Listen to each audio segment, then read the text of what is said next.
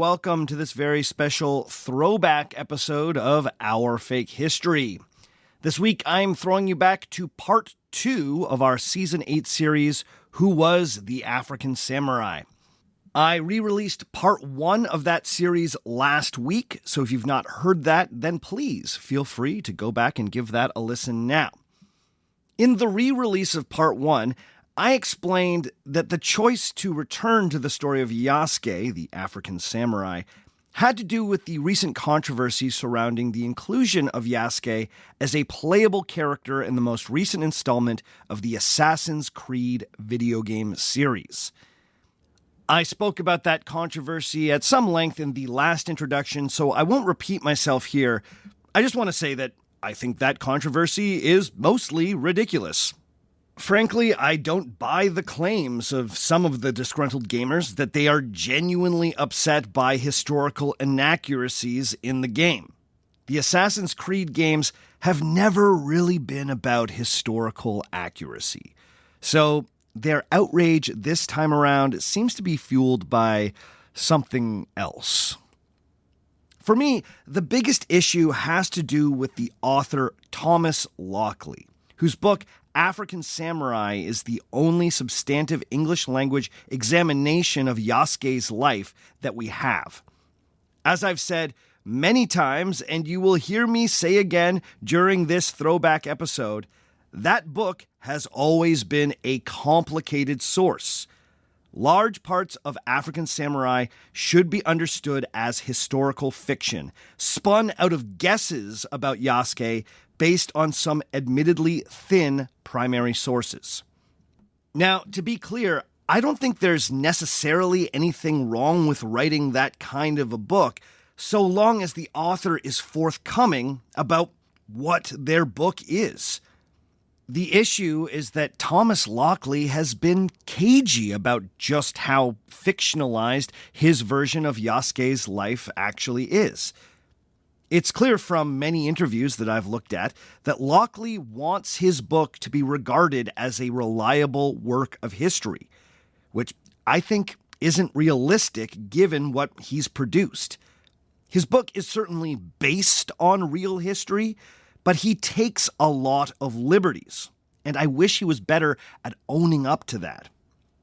One of the biggest controversies around Yasuke in Japan is the fact that Lockley has identified him unambiguously as a samurai. In this throwback episode, you will hear me engage with the question of who is and who is not a samurai at some length.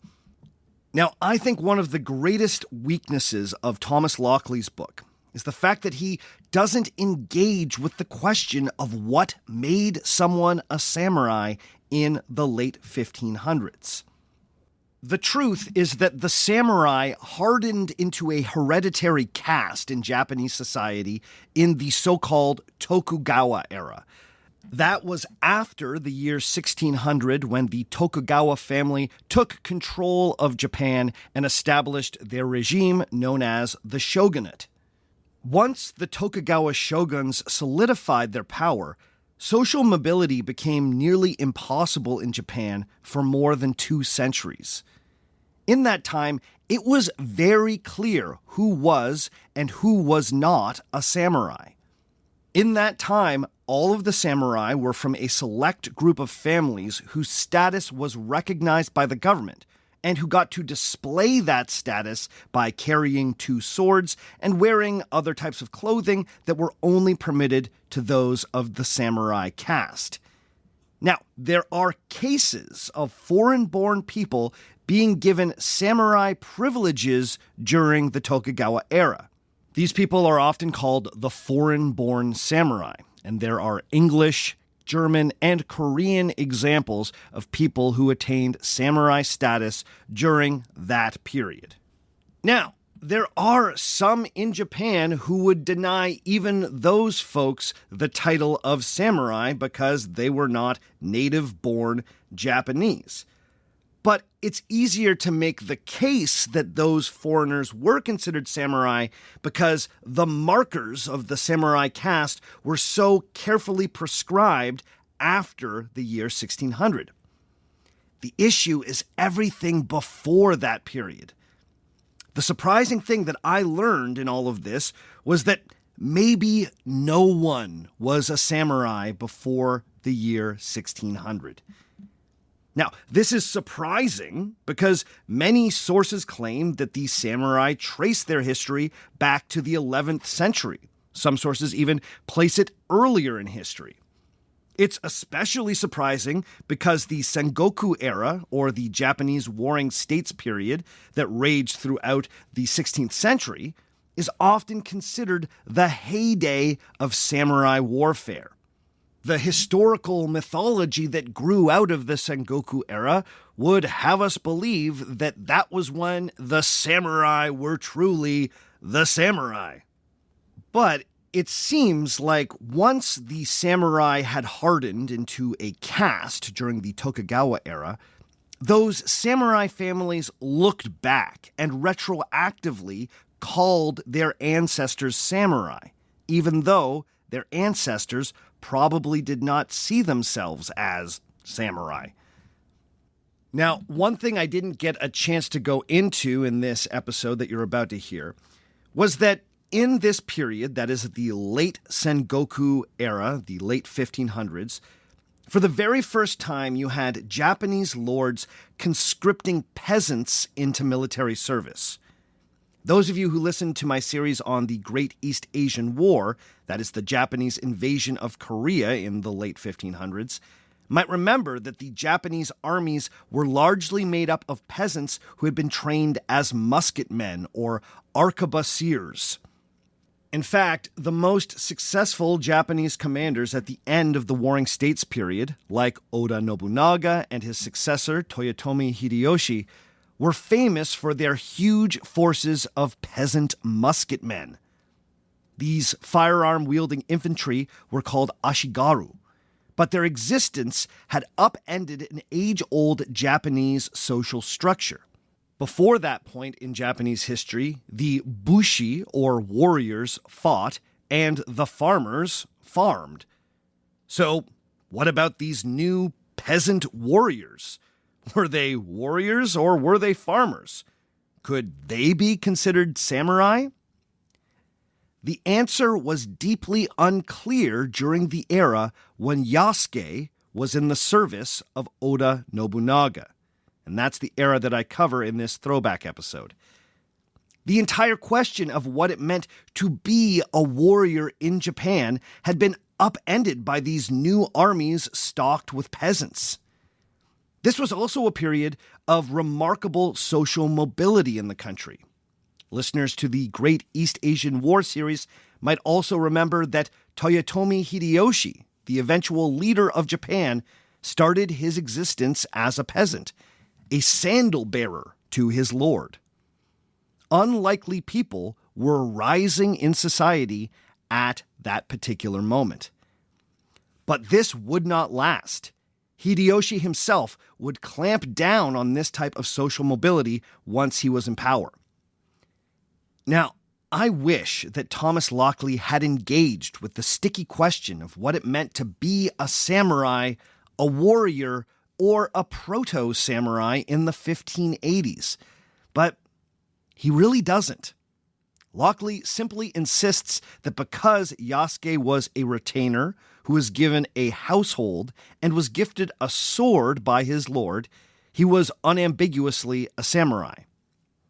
The weird truth is that no one was unambiguously a samurai in the 1580s. That, to me, is super interesting. But I don't think Lockley wanted to engage with that ambiguity because it made the story of Yasuke harder to sell. It's immediately interesting if Yasuke is the African samurai. It's less catchy if he's the African-born retainer to a Japanese lord in a time of proto-samurai. Now, I get it. I especially get it just for the title of the book. African Samurai is just a better title. But he really should have got into the nuance within the pages of that book. And he really doesn't. Anyway, you will hear me carry on about this at length in this episode, so I will leave it there for now. Please join us in 1 week's time when we will return with a brand new episode of Our Fake History for the start of Season 10. Season 10, OMG. In the meantime, please enjoy episode number 172, Who Was the African Samurai, Part 2. Hey everyone, Sebastian here. Before we get started today, I just wanted to give all the listeners a heads up that on today's episode, we are going to be speaking about suicide. Specifically, we're going to be going into some detail about the Japanese ritual of seppuku. If that's not something you want to hear, then perhaps skip this one or skip over the parts that deal with that ritual. Just wanted to let you know. Enjoy the show.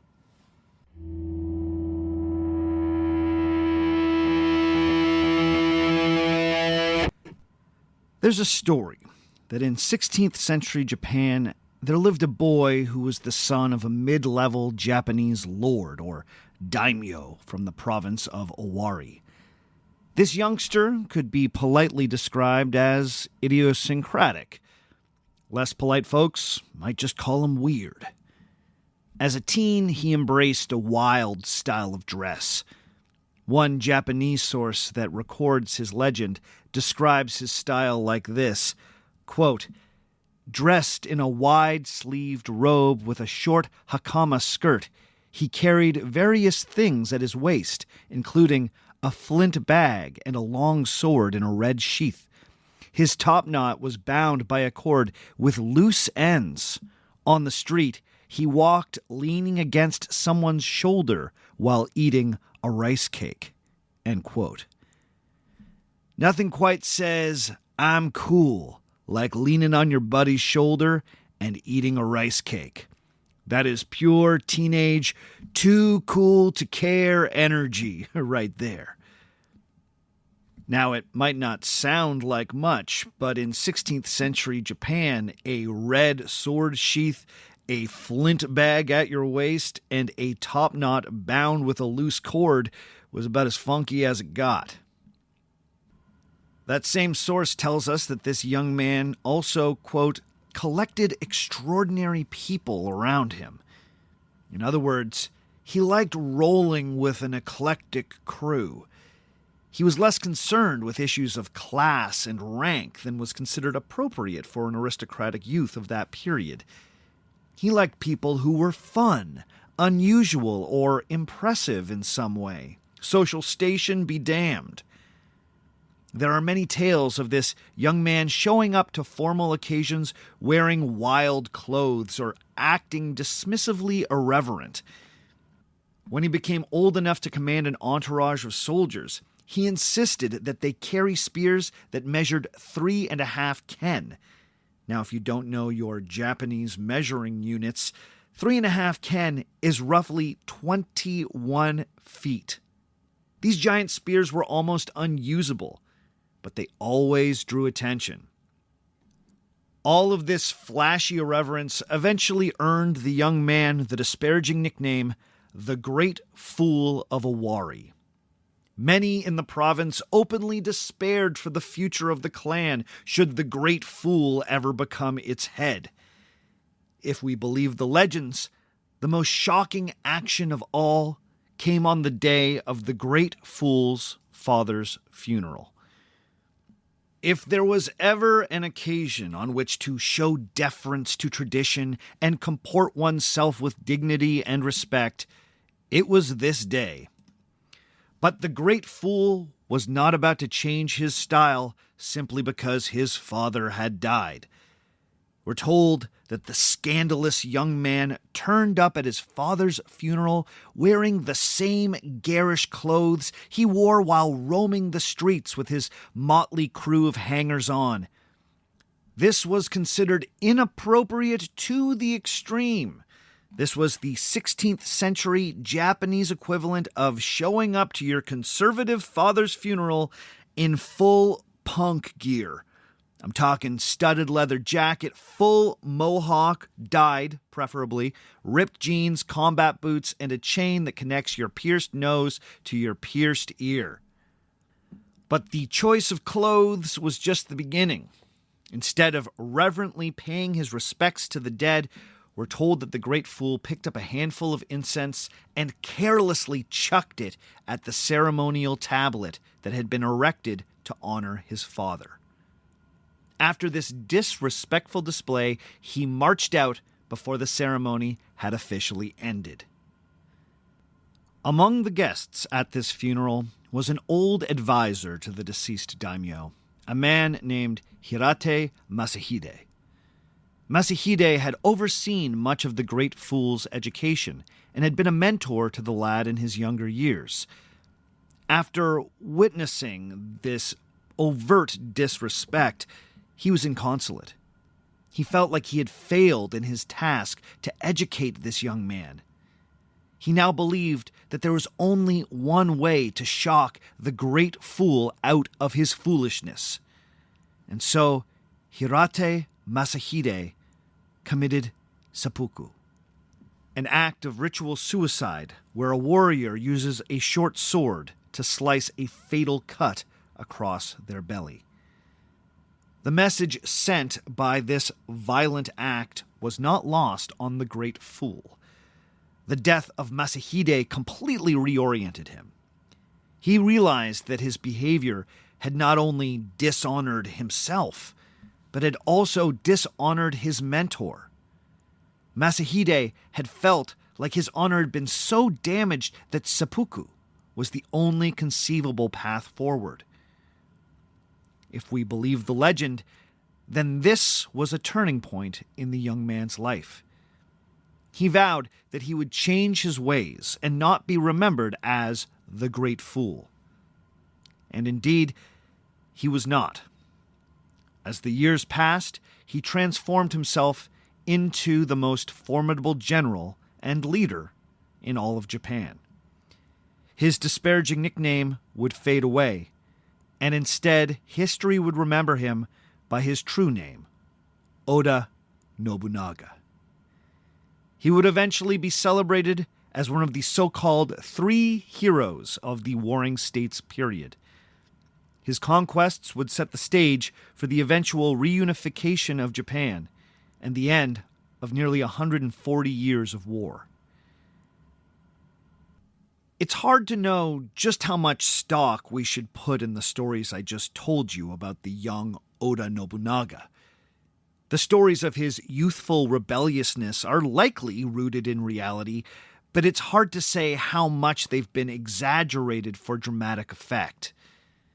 These stories also seem to act as origin myths for key elements of Nobunaga's character as an adult. As a ruler, Oda Nobunaga would gain a reputation for a certain type of irreverence. While the myth would have us believe that the death of Hirate Masahide transformed the great fool into the man who would become Japan's great unifier, Oda Nobunaga was arguably always unconventional for a 16th century daimyo. For one, he was known to promote people based entirely on merit and seemed less concerned with Japan's rigid social hierarchy than many of his peers.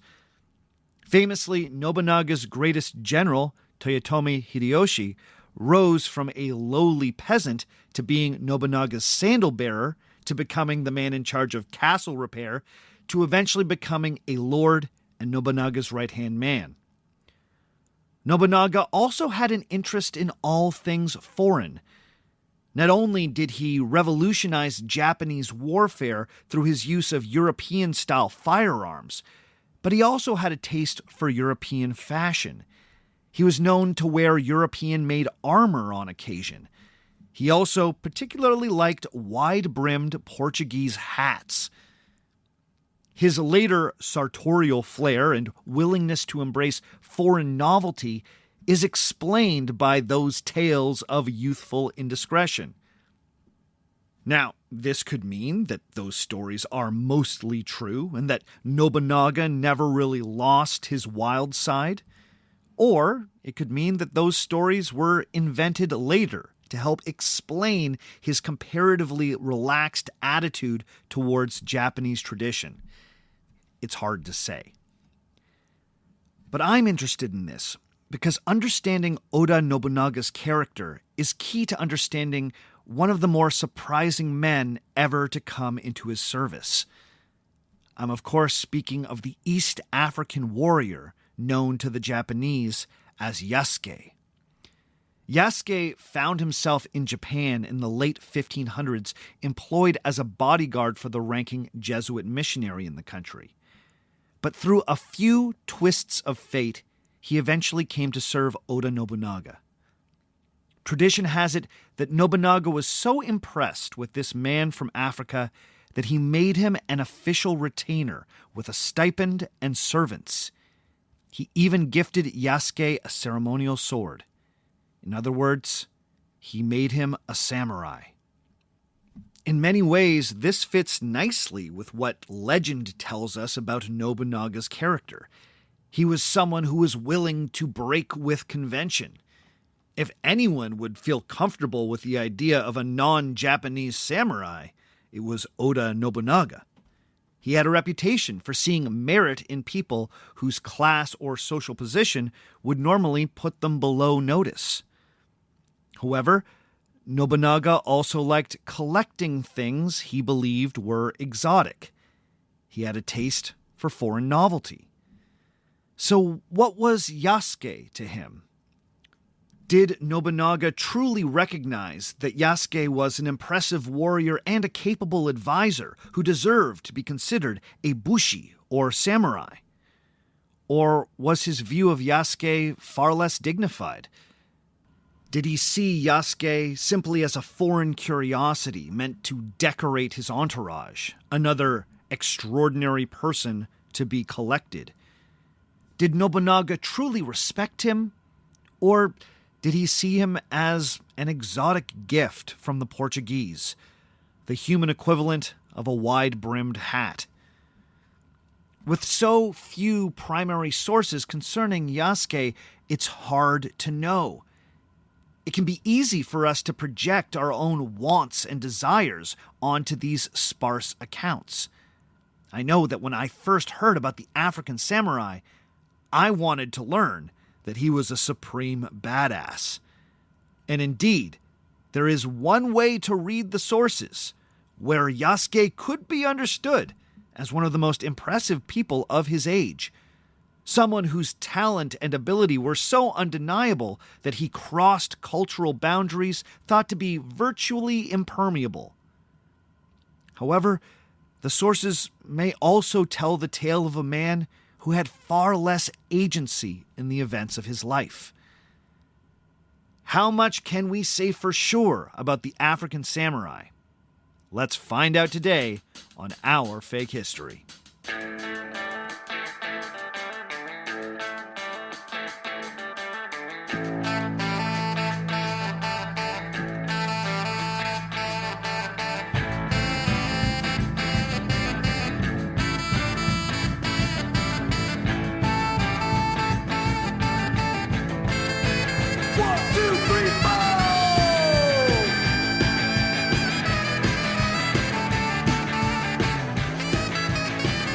Episode number 172, Who Was the African Samurai? Part 2. Hello and welcome to Our Fake History. My name is Sebastian Major, and this is the podcast where we explore historical myths and try to determine what's fact, what's fiction, and what is such a good story that it simply must be told. Before we get going this week, I just want to remind everyone listening that an ad-free version of this podcast is available through Patreon. Just go to patreon.com/ourfakehistory and start supporting at $5 or more every month to get access to an ad-free feed and all the other extra content I have on offer for the patrons. If you like the show and want to support what we're doing here, then Patreon is the best way to go about it. So check it out. Today, we are returning to Japan's Warring States period to examine the surprising life of Yasuke, the African-born samurai. This is part 2 of a 2-part series on Yasuke, so if you haven't heard part 1, then I strongly suggest that you go back and give that a listen now. On today's show, I'm going to be throwing around the terms primary source and secondary source quite a lot. Now, I know a lot of you listening are real history heads, so you know what these terms mean. But just in case some of you forgot, a primary source is a historical source that was written by a participant or an observer around the time that a historical event took place. A secondary source is a book that has been written by a historian well after the fact that combines and interprets these primary sources. In part 1, I spent some time laying out the many challenges that come with creating a series on a figure like Yasuke. In particular, I pointed out how few primary sources we have concerning the life of this East African man. When he does appear in the sources, the descriptions are often superficial. Yasuke's voice is completely absent from the historical record, and as such, we see him only through the eyes of the European and Japanese people who encountered him. The other challenge is that I've had to rely quite heavily on the research of one particular historian, Professor Thomas Lockley. Lockley is one of the only people I've found publishing in English about Yasuke, so his research is pretty indispensable. But, somewhat frustratingly, Lockley's book, African Samurai, straddles the line between a straight history book and a piece of historical fiction. So it needs to be used quite carefully and checked against the available primary sources whenever possible. Now, I could not have made this series without Professor Lockley's work, so I tip my hat to you, Thomas Lockley, if you happen to come across this podcast. But, as you'll hear, I'm also going to be critical of some of Lockley's interpretations. With all that said, this story is just too cool not to discuss, despite the challenging nature of the sources. How was I not going to tell you about the African samurai? In part 1, we learned that Yasuke was an East African man who was brought to Japan by the Jesuits in 1579. He was a bodyguard for a man named Alessandro Valignano, the Jesuit visitor of missions in the Indies.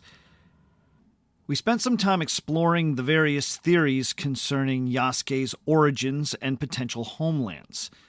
Some primary sources place his homeland in the colony of Portuguese Mozambique. However, Thomas Lockley has guessed that Yasuke may have originally been one of the Dinka people of South Sudan. Lockley has also argued that Yasuke was potentially recruited by the Jesuits in India, where he may have been one of the elite African slave soldiers known as the Habshi. What we know for sure is that Yasuke arrived in Japan just as the Jesuits were starting to assert themselves more aggressively as players in Japan's ongoing civil war. We discussed how in 1580 the Jesuits were gifted the entire city of Nagasaki by a recently converted Japanese lord, giving them a full-on Japanese colony. We left off in the last episode with Yasuke accompanying Valignano on his trip to the city of Kyoto. Kyoto was the traditional imperial capital of Japan, although calling it the capital of anything in this period might be a bit of a stretch. As you heard, as the Jesuit entourage made their way to the capital, Yasuke's appearance created a bit of a sensation amongst the Japanese, many of whom had never seen a dark-skinned African person before. One source tells us that by the time Yasuke entered Kyoto, the frenzy created by his appearance turned into an all-out riot. The commotion got the attention of Oda Nobunaga, the Japanese lord who was getting close to uniting the warring country under his sole rule.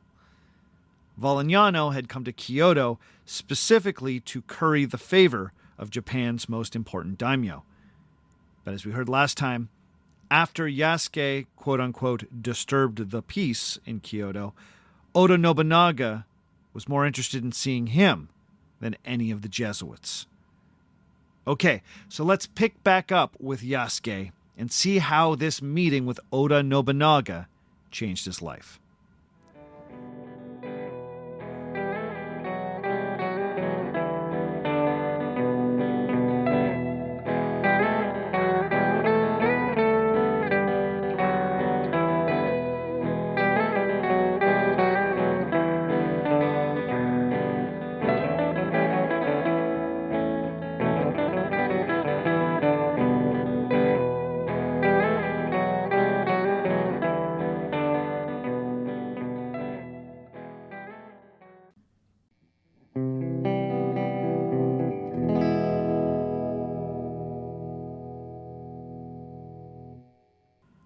Yasuke's first meeting with Oda Nobunaga is one of the few moments in his life where he really comes into focus in the historical sources. Now, it's hard to know if we can trust everything that's been recorded about this moment, as some of the details seem pretty wild. But here's what we know. After receiving his invitation to meet with Oda Nobunaga, Thomas Lockley guesses that Yasuke was escorted to Nobunaga's de facto headquarters in the city of Kyoto.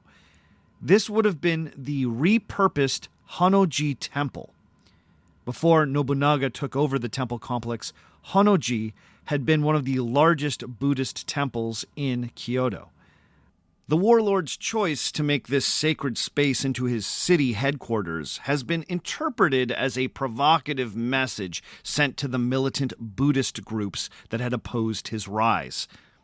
As I mentioned briefly in the last episode, Nobunaga's conquests had often brought him into conflict with powerful Buddhist institutions in the country. More than once, he went to war against Buddhist sects and temples. Taking over the Honnoji Temple and using it as his private palace was a not-so-subtle message to any Buddhists who might still oppose him. It also didn't hurt that it was one of the better fortified places in the city. We know that Yasuke was accompanied to his meeting with Nobunaga by the Jesuit Father Organtino, and not, notably, Alessandro Valignano, the ranking Jesuit in Japan at the time. Organtino was probably chosen to go because he was Nobunaga's Jesuit contact. They had known each other for years by that point. Long before Valignano arrived in the country, Organtino had been steadily cultivating a friendship with Nobunaga. He had even been granted permission by Nobunaga to build a Christian church close to Nobunaga's main headquarters of Azuchi Castle. The choice to bring Organtino and not Valignano to this meeting was clearly deliberate. This was not meant to be a diplomatic engagement where Nobunaga would formally treat with the Jesuits as an institution. It seems that Nobunaga was just curious about Yasuke. Diplomacy with the Jesuits could wait. He wanted to see the man who, apparently, had caused a riot on the streets of Kyoto. Organtino, it seems, was there simply to smooth the process of introductions. In his book on Yasuke, Thomas Lockley imagines that Yasuke conducted himself with perfect Japanese manners at this first meeting. It's true that there was very specific etiquette that one needed to observe when meeting a lord like Oda Nobunaga. For instance, there are very specific customs just around the act of bowing. There still are in Japan. Yasuke would have been expected to give an appropriately deep and humble bow before this important lord. Lockley imagines that Yasuke hit all these beats perfectly and duly impressed Nobunaga. But the primary sources are actually silent on this point. What we do know is that when Oda Nobunaga spoke to Yasuke, Yasuke was able to respond in Japanese. Now, this is no small thing. Japanese is a famously difficult language to master.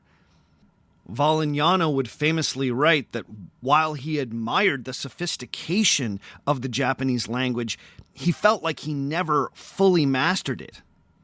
By the time Yasuke met Oda Nobunaga, he had been living in Japan for around 2 years. Clearly, in that time, he had been perceptive and diligent enough to get a reasonable understanding of Japanese. Japanese is also a language where conventions of grammar change based on the rank of the person you're speaking to. Was Yasuke so good at Japanese that he addressed Nobunaga in the exact right way given his status? Again, it's hard to know. Thomas Lockley imagines that he did this perfectly. We don't know that for sure, though. Our sources tell us that Yasuke could communicate with Nobunaga. One Jesuit source goes so far as to say that Oda Nobunaga, quote, never tired of speaking with him, end quote. So while it's hard to know exactly how good Yasuke's Japanese truly was, if we trust our primary sources, then we can assume that he could carry on a conversation. He was also interesting enough that Oda Nobunaga wanted to speak with him often. Now, I think this detail gives us some real insight into what kind of a person Yasuke was. He was obviously deeply intelligent and had an aptitude for languages. Now, once again, we're in the realm of speculation here, so take this with the appropriate grain of salt. But Yasuke probably spoke at least 3 languages.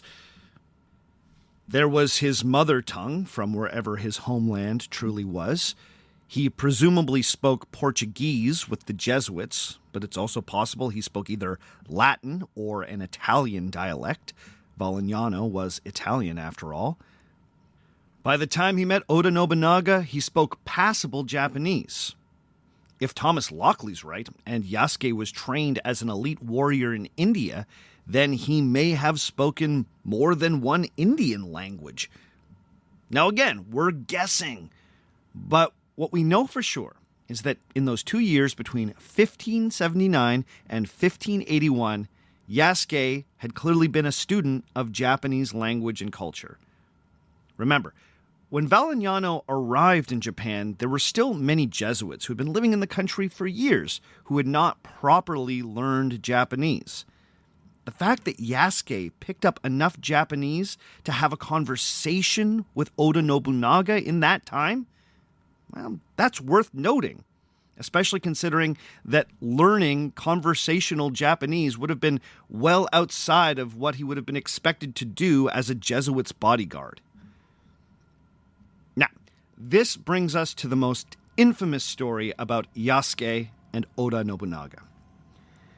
When Yasuke was led into the meeting room and was formally presented to Oda Nobunaga, we're told that the Lord was suspicious of Yasuke's dark skin color. One source even suggests that Nobunaga thought that Yasuke's appearance might be some sort of elaborate practical joke. If we trust our sources, then he allegedly thought that Yasuke may have been dyed with black ink. So we're told that he had Yasuke stripped to the waist right in front of him. Nobunaga then ordered that Yasuke be scrubbed with a brush to test whether or not his skin was truly as dark as it appeared. In the book African Samurai, the authors even imagine that Nobunaga did the scrubbing himself, although the primary sources do not make that obvious. Eventually, Nobunaga was satisfied that this man truly was as dark as he seemed. Now, this odd tale of Nobunaga scrubbing the shirtless Yasuke is one of the central pieces of lore in Yasuke's life. So we should ask, did this really happen? Well, as I mentioned, this tale appears in two primary sources written by Jesuits. These are the letters of Luis Frois and the writings of Lorenco Mexica, with the most detail being in the account from Frois. In fact, Frois's letters are among the most important sources we have for the life of Yasuke. Now, we also have Japanese accounts of Yasuke's life, the most important being the Chronicle of Lord Nobunaga, which was a history written by one of Nobunaga's close attendants. Interestingly, the Japanese accounts don't mention this scrubbing incident, but that doesn't necessarily mean that it didn't happen. The Chronicle of Lord Nobunaga is actually quite terse when it comes to details about Yasuke. The reason I'm a touch suspicious of this story is the fact that Oda Nobunaga had been trading with Europeans for years before 1581. Thomas Lockley spends quite a lot of time in his book demonstrating that African people, either enslaved or otherwise employed by the Portuguese, had been visiting Japan for some time before Yasuke's arrival. It's very possible that Yasuke truly was the first dark-skinned African that Nobunaga had ever met. I mean, all the sources say that he was. But I find that a little hard to believe considering how much contact he would have had with Portuguese traders. But again, this is just a suspicion I have, so take that for what it's worth. I also find it a little hard to believe that Nobunaga truly thought that Yasuke was painted or dyed. The whole scrubbing incident was undoubtedly demeaning for Yasuke. So it seems like if it did happen, possibly it was done as kind of a joke or a weird form of entertainment given the carnival atmosphere of the occasion. Remember, Yasuke's appearance had started a riot in Kyoto. Perhaps Nobunaga wanted to put on a show of discovering the quote-unquote truth of what had caused a disturbance in his streets. Now again, I'm just guessing. I know I keep saying that, but with Yasuke, that is just the nature of the game. Our sources tell us that this was meant as a real test. But it feels silly, right? It feels like Nobunaga was purposefully making a spectacle out of his exotic guest. I cannot prove this. It's just a vibe I'm getting. So once again, take that for what it is. If this moment was humiliating for Yasuke, that did not make it into the sources. And if he was insulted or demeaned, Nobunaga very quickly made up for it. The sources tell us that once Nobunaga was satisfied, he sent for his sons to entertain Yasuke, and they, quote, treated him with extraordinary grace, end quote. Yasuke clearly navigated this meeting with enough tact that Nobunaga was impressed. We're told that he gifted Yasuke with over 80 pounds of copper coins at the end of the evening.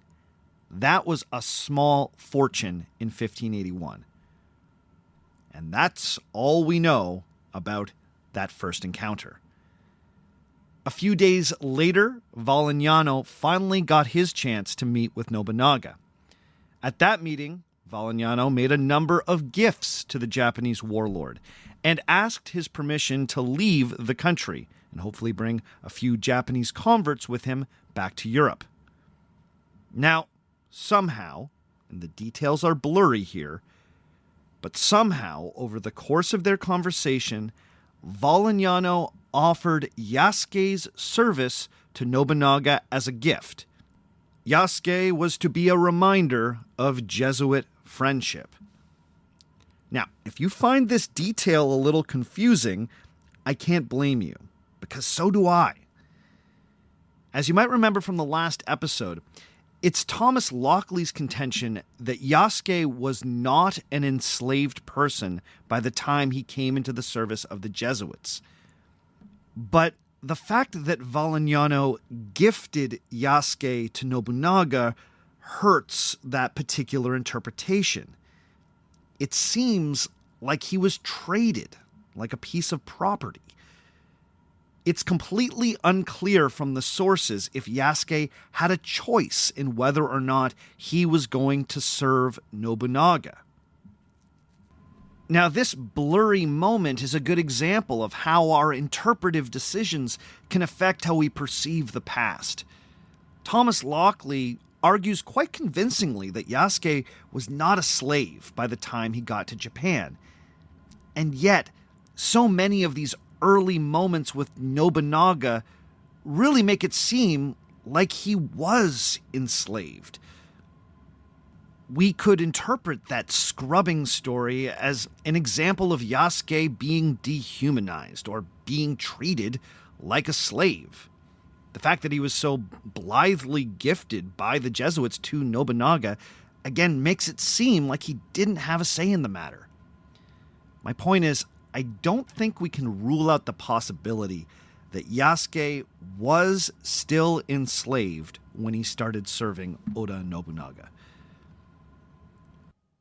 Whether Yasuke entered his service freely or not, our sources tell us that Oda Nobunaga immediately took a shine to his new servant.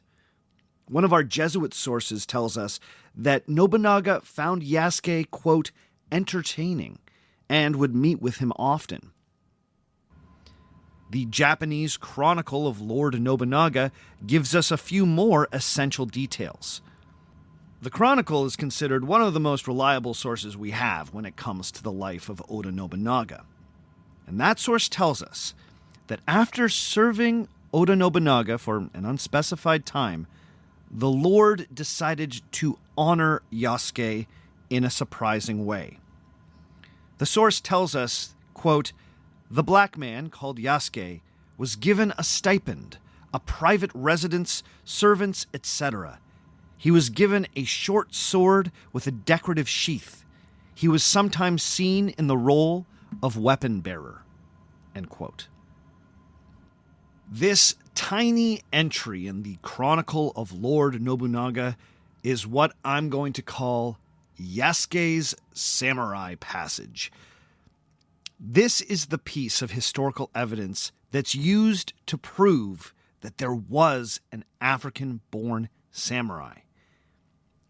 If we trust the Chronicle, and by the way, most historians believe that we can trust the Chronicle, then these honors demonstrate that Yasuke was a retained warrior. The gift of a sword was no small thing. Being granted a stipend and acting as weapon bearer were honors usually reserved for samurai. But we need to ask, what did it mean to be a samurai in Japan in 1581? Well, turns out it's kind of complicated. So let's take a quick break, and when we come back, I promise, we will break it all down.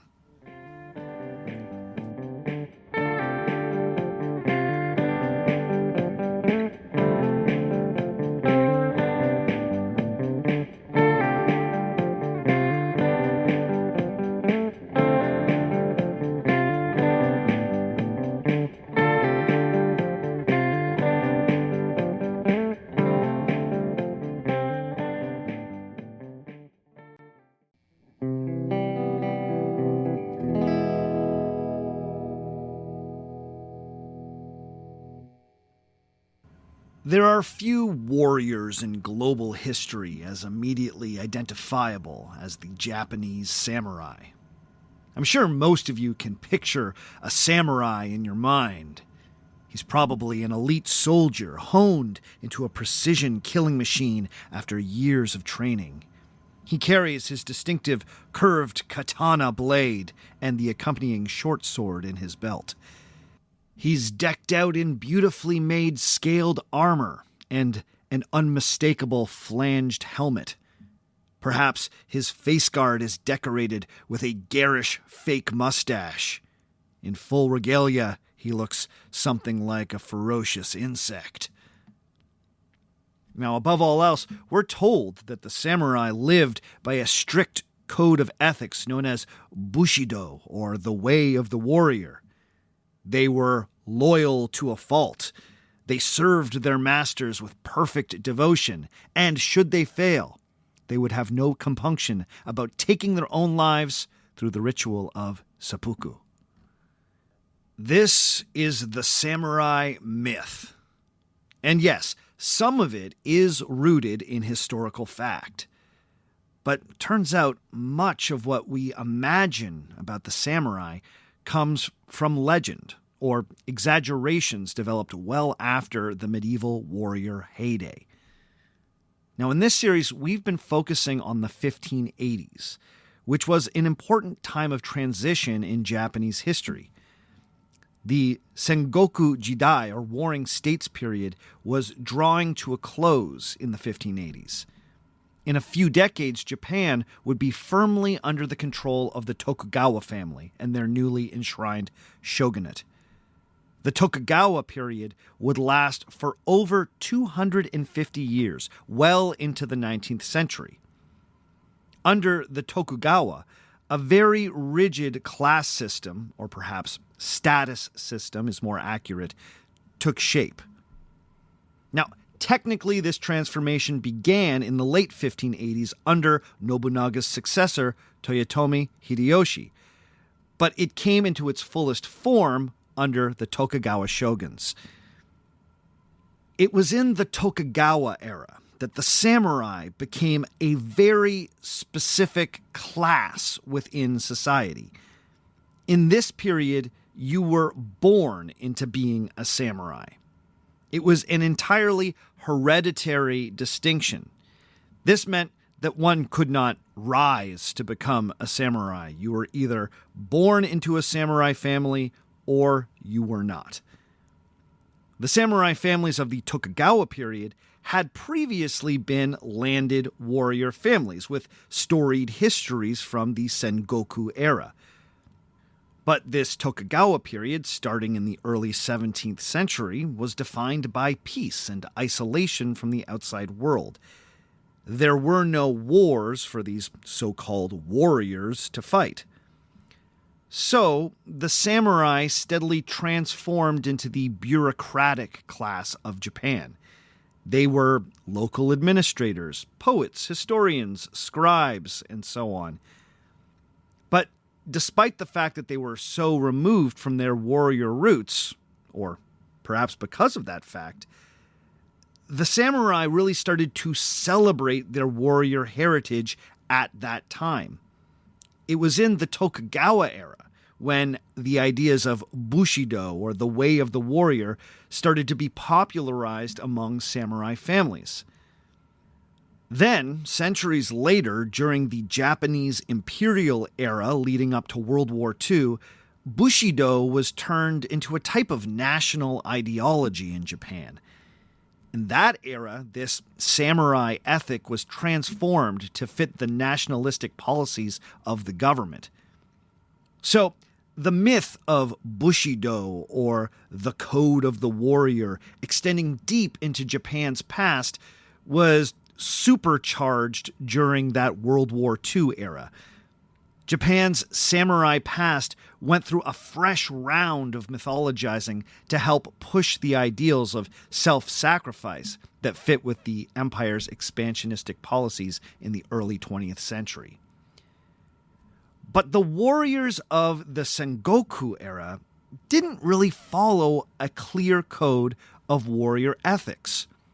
There were certainly ideas about honor and good conduct, but Bushido hadn't really become a widely accepted code.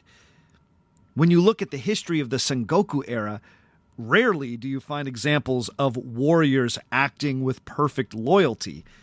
In fact, it was incredibly common during the Warring States period for warrior retainers to betray their lords.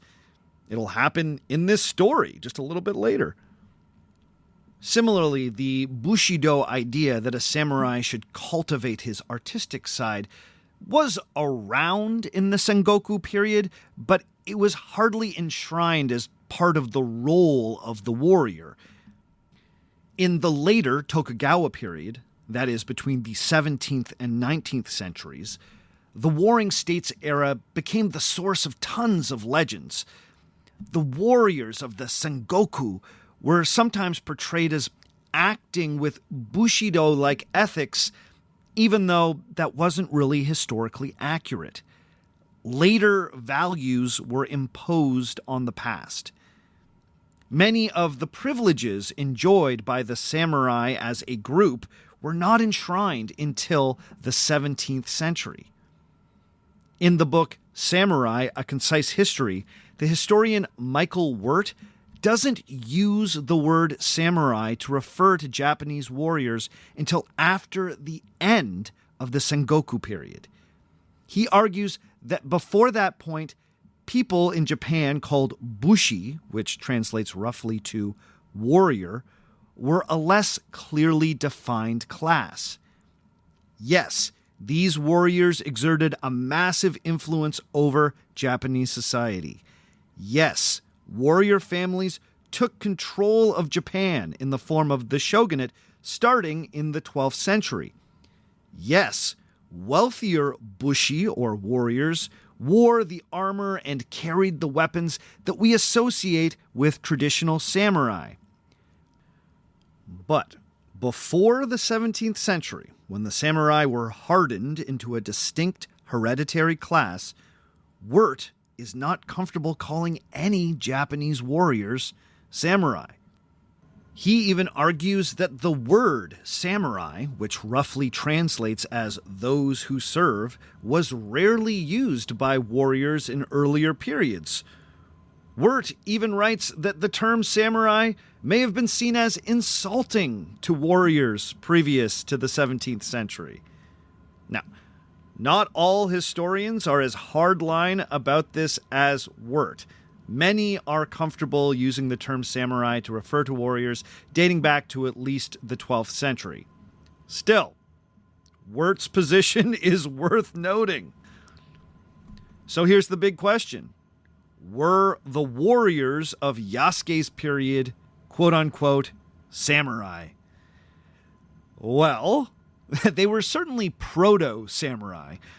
Warriors who had been formally retained by a lord or daimyo in 1581, especially those with land, would be transformed into the samurai class in a matter of years.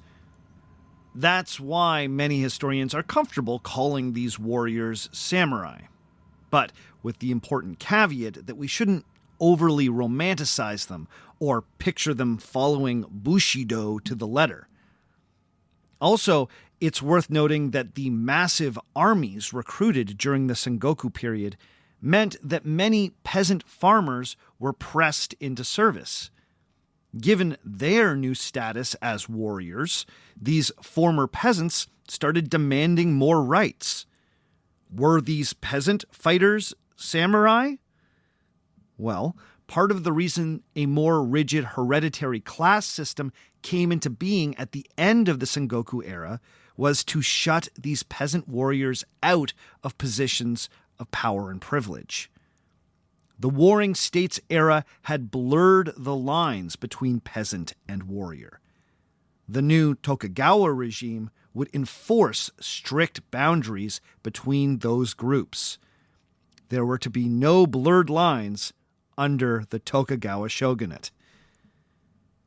So, was Yasuke truly a samurai? Well, he was as much a samurai as anyone was in that era. He was a formally retained warrior with a residence who had been gifted a sword by his daimyo. That's about as samurai as things got in 1581. If you're going to argue that Yasuke wasn't technically a samurai, it would only be because you've taken Michael Wirt's position and you believe that no one was technically a samurai at that time. Okay, now I'm sure there's a few of you out there saying to yourself, Sebastian, I get it. You've split the hairs around who is and is not a samurai. You've done your due diligence here. Now tell me some stories. Tell me some stories about the African samurai doing some cool samurai stuff. Surely Yasuke, the 6'2" giant, was a warrior like no other. Surely there are tales of him slicing through enemies on the battlefield. Well, here's the thing. Those stories don't really exist in the primary sources. Now, there is one suggestive piece of Japanese art dating from the early 17th century that shows Oda Nobunaga watching a sumo wrestling match. One of the wrestlers is depicted with rather dark skin. Is this a painting of Yasuke demonstrating his great strength in front of his lord? Thomas Lockley thinks that maybe it is, but we really don't know. I'll put that image up on Facebook and on the website, and you can have a look for yourself, but we have no proof that that's Yasuke. But there is one particularly dramatic episode that has been preserved. Now, some of the details were recorded in the letters of Louis Froisse, who you might remember is one of our key Jesuit sources for the life of Yasuke, while other details come from a legendary tradition preserved by the Oda family. This story of samurai glory is made all the more compelling because it happens to be set during one of the most pivotal moments in the Sengoku Jidai. I'm referring to an event that has been remembered as the Hano-ji Incident, which is a wonderfully understated name for one of Japan's most consequential political assassinations. There's a saying in Japanese about the end of the Sengoku Jidai that goes, quote, "Nobunaga pounds the national rice cake. Hideyoshi kneads it. And in the end, Ieyasu sits down and eats it." End quote. This little saying refers to the fact that Oda Nobunaga would never see the ultimate reunification of Japan. However, his conquests would set the stage. His successor, Toyotomi Hideyoshi, would build on Nobunaga's conquests and further consolidate control of the home islands. Ultimately, it would be Nobunaga's longtime ally, Tokugawa Ieyasu, who would take control of the unified country and would establish a shogunate that would last well into the 19th century. That's how we get the so-called Tokugawa period that I was speaking about before. The reason that Nobunaga didn't get a chance to sit down and eat the national rice cake, as it were, was because he died as the result of a stunning act of treachery in the year 1582. This was roughly a year after Yasuke came into Oda Nobunaga's service. At the time, Nobunaga was riding high.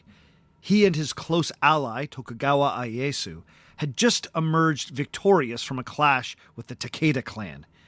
The Takeda had long been one of the most formidable clans in all of Japan, and an implacable foe of the Oda.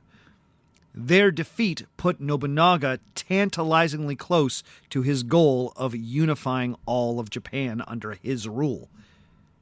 From there, he turned his attention towards the Mori clan, his enemies to the southwest.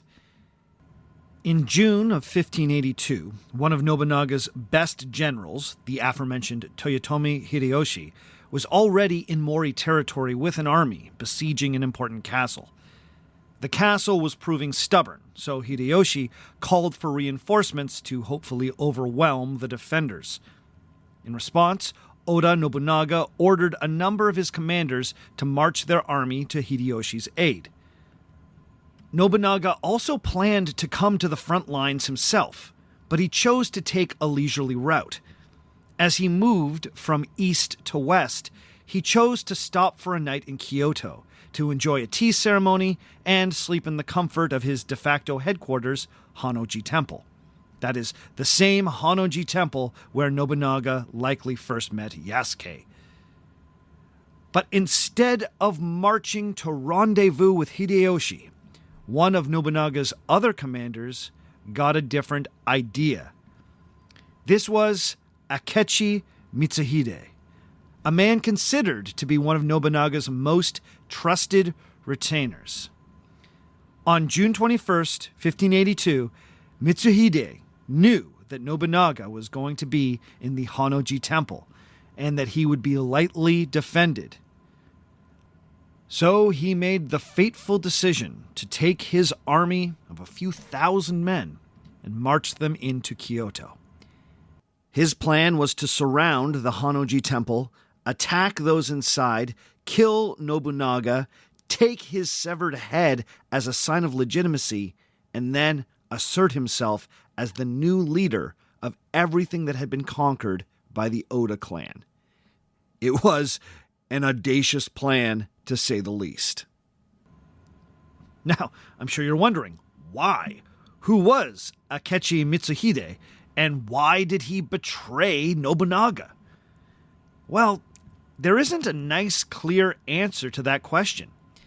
Mitsuhide had served Nobunaga loyally for nearly 2 decades. He had been commanding Oda forces since the early 1870s.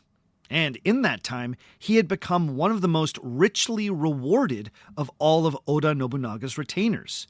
Nobunaga had given him a large fief and the impressive Kameyama Castle. By all accounts, Akechi Mitsuhide was one of Oda Nobunaga's most trusted retainers.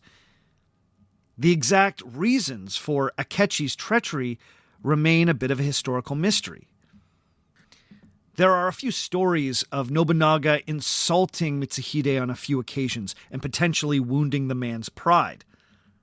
One of the more compelling theories is that Akechi Mitsuhide had nursed a resentment against Nobunaga since 1579.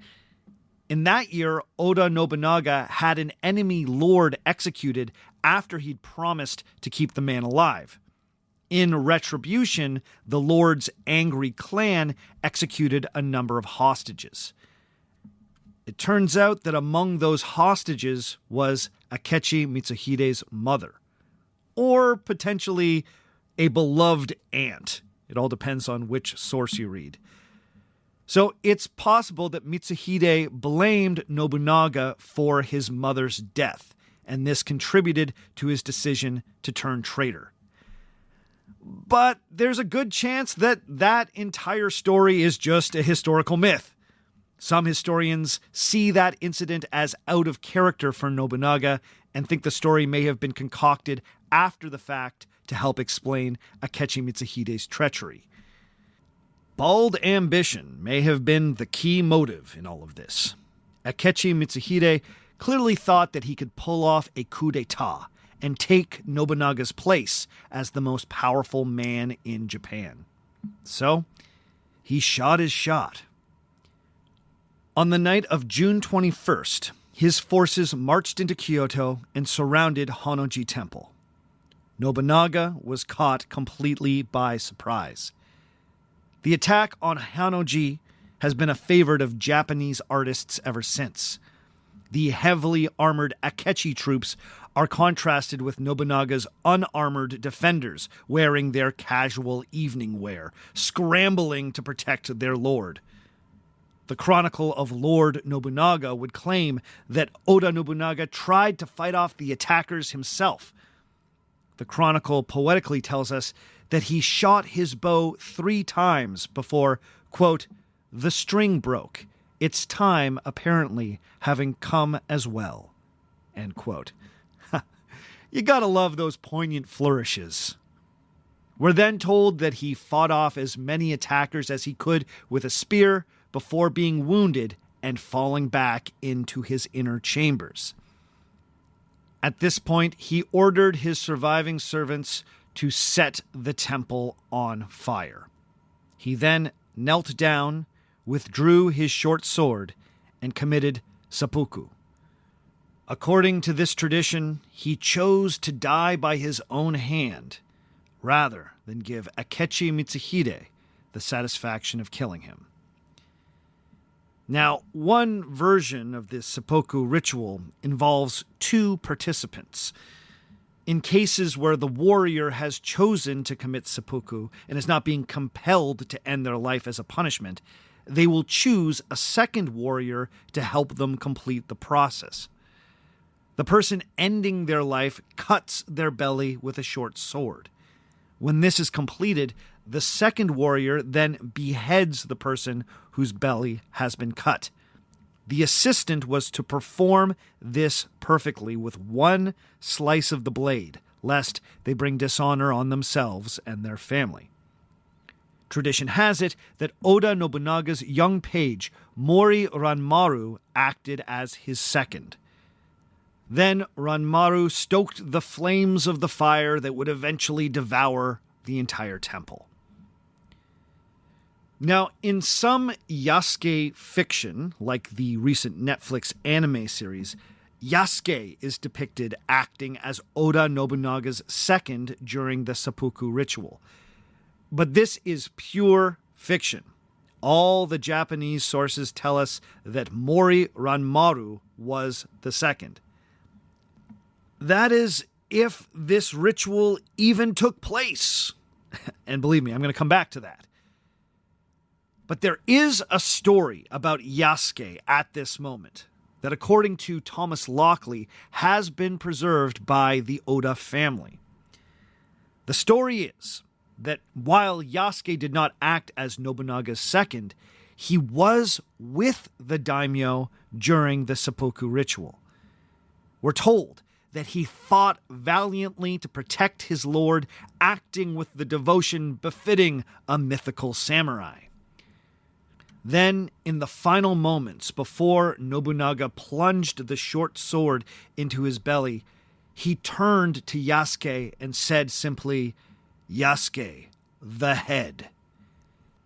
His meaning was immediately understood by Yasuke. Once the ritual had been completed, it would be Yasuke's task to take Nobunaga's severed head, escape from Honnoji Temple, make his way across Kyoto, and then deliver the head to Nobunaga's son and heir, Nobutada. This was an important task because Oda Nobunaga's head would have been more than just a trophy for the traitor Akechi Mitsuhide. It could have been used as a sign of Mitsuhide's legitimacy as he attempted to gain control of Nobunaga's lands and armies. Legend has it that Yasuke did as he was commanded. And this is the truly badass Yasuke legend. Using his great strength and unparalleled ability as a warrior, he managed to fight his way out of the burning temple and cut a path through Akechi Mitsuhide's soldiers. He then ran through the night, pursued by Mitsuhide's men, and then somehow, miraculously, he arrived at Nijo Castle, where Oda Nobutada, Nobunaga's son, was staying. Yasuke then presented the head to Nobutada, signifying that he was now the new leader of the Oda clan. Of course, it would not be long before Akechi Mitsuhide's soldiers had surrounded Nijo Castle. Seeing that all was lost, tradition has it that Nobutada also chose to end his life by way of seppuku. However, he ensured that his remains, and presumably those of his father, were hidden, so they would never fall into the hands of the traitorous Akechi. Tradition has it that all of the defenders around Nobutada at Nijo Castle were killed. Except, if you can believe it, Yasuke. And we actually have a source that supports that final point.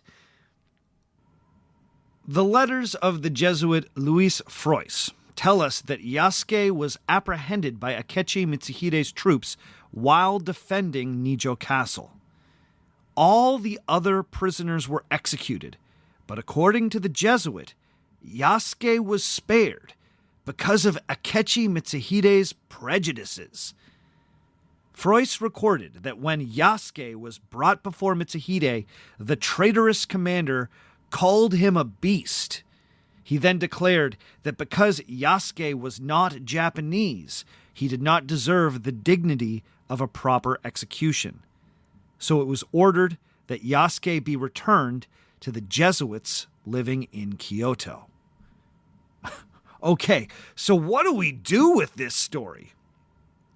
If you are predisposed to seeing Yasuke as one of history's forgotten badasses, it can be tempting to give this tale some credence.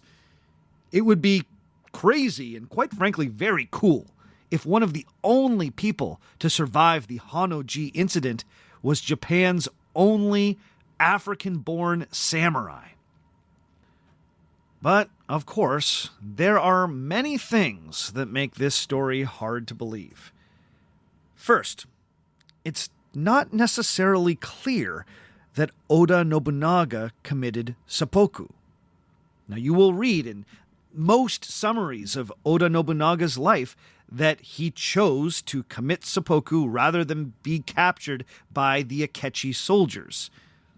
However, neither the letter of Louis Froist describing the Honnōji incident nor the chronicle of Lord Nobunaga explicitly mention seppuku.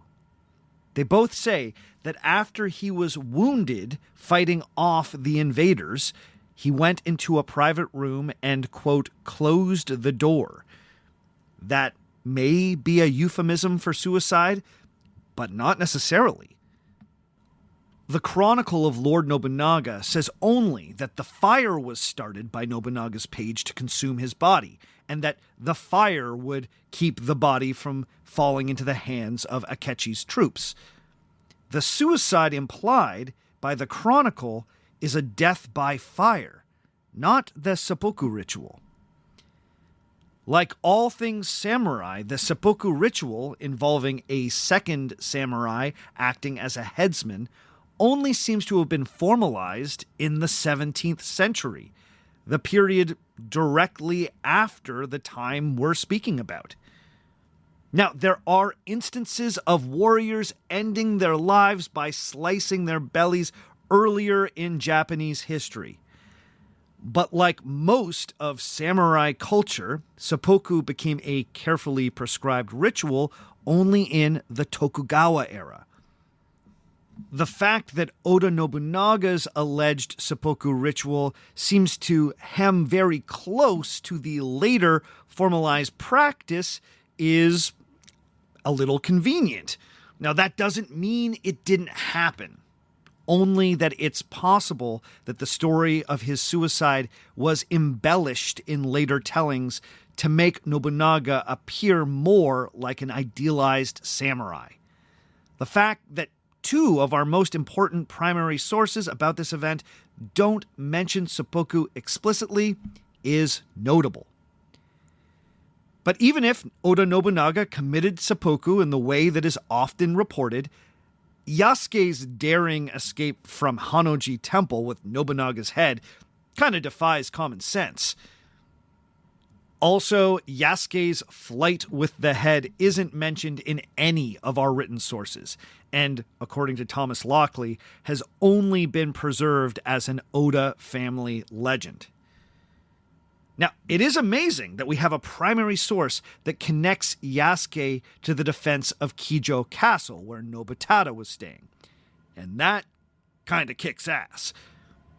However, the end of Yasuke's story is odd.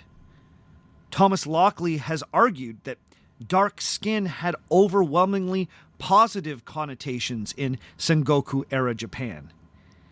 And yet, in the Froist letter, we're told that Akechi Mitsuhide viewed Yasuke as a quote-unquote beast. This suggests that Mitsuhide saw Yasuke's ethnicity as something that made him lesser than a Japanese person. Now, newly found primary sources have suggested that Akechi Mitsuhide wasn't even in Kyoto during the attack, and that an underling actually commanded the raid. If this source can be trusted, then that means that Akechi Mitsuhide would not have met with the captured Yasuke, because He wasn't even in Kyoto.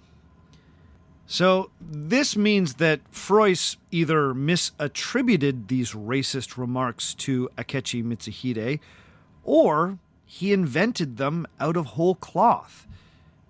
It's possible that the Jesuit was projecting his own prejudices against dark-skinned people. But we don't know. We are guessing, once again. The fact that Frois tells us that Yasuke was returned to the Jesuits once again raises questions about Yasuke's freedom. Akechi Mitsuhide returned Yasuke like he was a piece of property. So, was Yasuke ever truly free? It's moments like this where you really wish you had Yasuke's voice in the sources. Did Yasuke want to return to the Jesuits? Or did his captors assume that he was still Jesuit property? We don't know. Sadly for us, after the Hanoji incident, Yasuke completely vanishes from the historical record. That's it. Thomas Lockley has speculated that a few sources describing dark-skinned African men living and fighting in Japan after 1582 may in fact be referring to Yasuke, but there's no clear proof of that.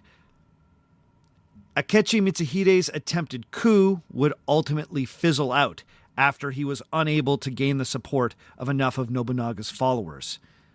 In this way, Nobunaga's death reminds me of Julius Caesar's. In both cases, the assassins completely misjudged how beloved the man they had killed truly was, despite their tyrannical impulses. The audacity of Akechi Mitsuhide's treachery also made him few friends. In the end, Nobunaga's trusted general, Toyotomi Hideyoshi, would emerge as his true successor. Hideyoshi would destroy what remained of Akechi Mitsuhide's forces at the Battle of Yamazaki a few months after the Hanoji incident. Akechi Mitsuhide would die fleeing the battle, allegedly killed by a bandit or a group of disgruntled peasants with bamboo staves. Both stories are considered a little too poetic to be true, but that's what we're told. But of course, this podcast has been about Yasuke. So it's with Yasuke that we must end. I've struggled on this journey to understand the life of the African samurai. The amazing thing about Yasuke is that he was a real person. The very idea of an African-born bushi or Japanese warrior seems impossible. But he really did exist. But the sources are so sparse and contain so few details that there is more room than usual for a historian, or any other reader for that matter, to imagine Yasuke as they want to see him. As I waded through the work done by Thomas Lockley, I found myself getting more cautious of his conclusions as I went. As I said in part 1, Lockley has done more research into the life of Yasuke than anyone else publishing in English. If you don't read Japanese, then to learn about Yasuke, you have to go through Lockley. But here's where I'm at with his work. It's not that Lockley does anything wrong.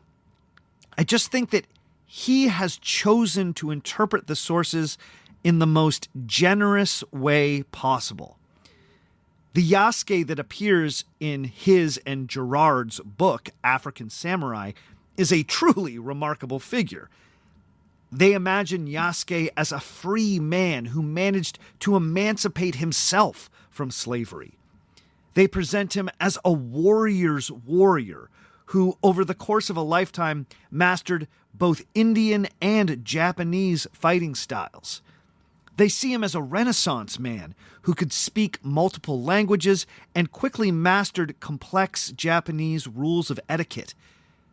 They assume that his status as a samurai was rarely, if ever, questioned by contemporary Japanese people. Finally, they lean into the legend that Yasuke played a pivotal role in the Hanoji incident. Now, allow me to present my own biases. I want to believe in Lockley's Yasuke. I like the idea that an African-born person became a samurai during the Warring States period. I like the idea that Yasuke was an intelligent and highly adaptable person who managed to rise in Japanese society simply based on his talent. I want him to be a badass. But we have to ask ourselves, do the primary sources really say that? The truth is, they don't say much. If you want to see the badass, then you can make a case that he was a badass, and Thomas Lockley certainly does. However, it's possible that Lockley had it wrong.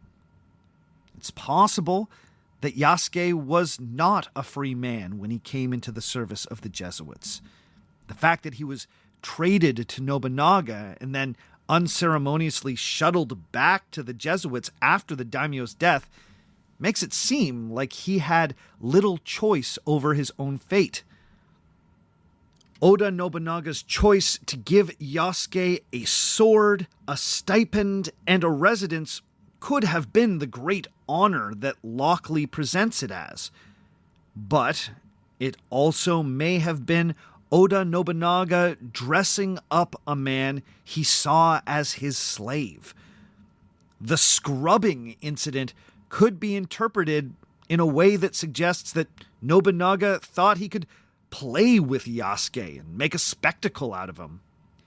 Nobunaga was famously irreverent and allegedly appreciated all things exotic.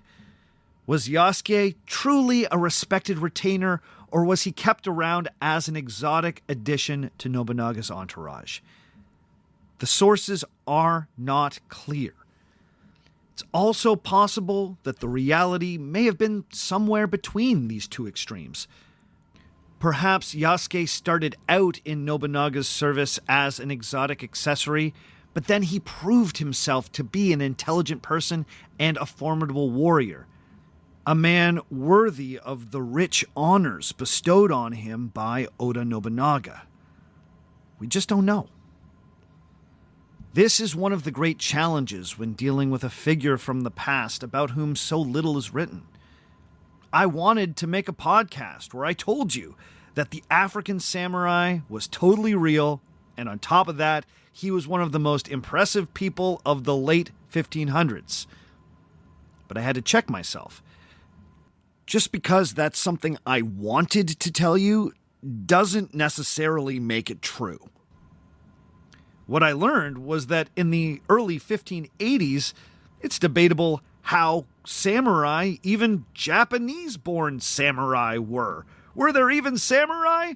My whole foundation is shaken. But Yasuke was real. An East African man made it to Japan in the late 1570s and came into the service of Oda Nobunaga. He was given a sword, a stipend, and a residence. All the honors due to a bushi, a warrior retainer. He fought on the side of Nobunaga's forces during the Hanoji incident. And then he faded from history. When it comes to Yasuke, that's all we really know for sure. But you have to admit, even that is pretty badass. Okay, that's all for this week. Join us again in 2 weeks' time when we will explore a new historical myth. Before we go this week, I got to give some shout-outs, as I always do.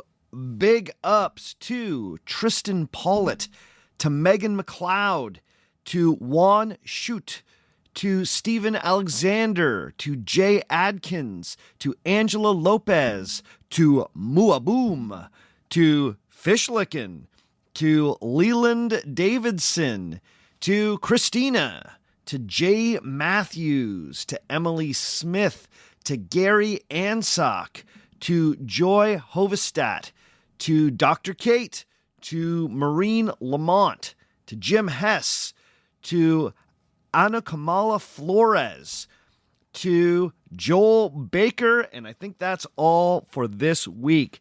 Big ups to all of those people because they've decided to pledge at $5 or more every month on Patreon, so you know what that means.